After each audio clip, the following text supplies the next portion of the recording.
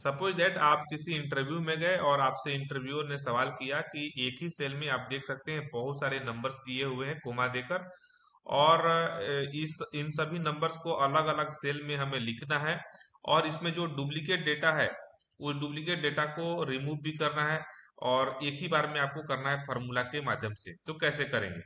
तो इसके लिए बिल्कुल सिंपल है। आपको हार्ड लग रहा होगा लेकिन एक्चुअली है ये बिल्कुल सिंपल।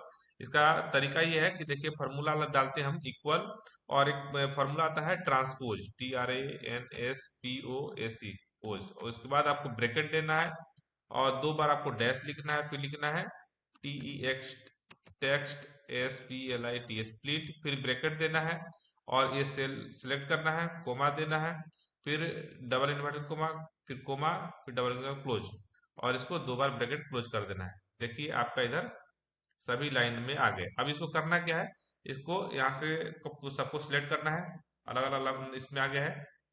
इसको सिलेक्ट करने के बाद इसको को कंट्रोल C से कॉपी करना है, यहाँ पेस्ट में जाना है और पेस्ट वैल्यू करना है। वैल्यू आ गया।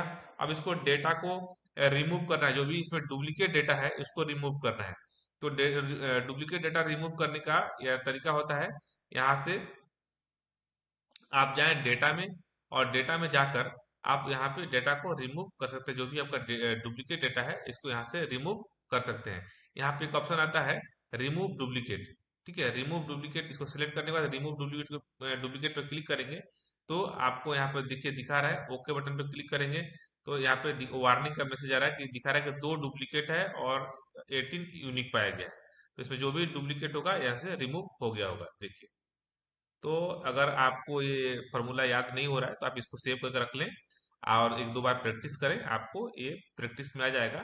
तो कई बार इंटरव्यू में ऐसे सवाल पूछे जाते हैं, आपको बहुत काम आने वाला है।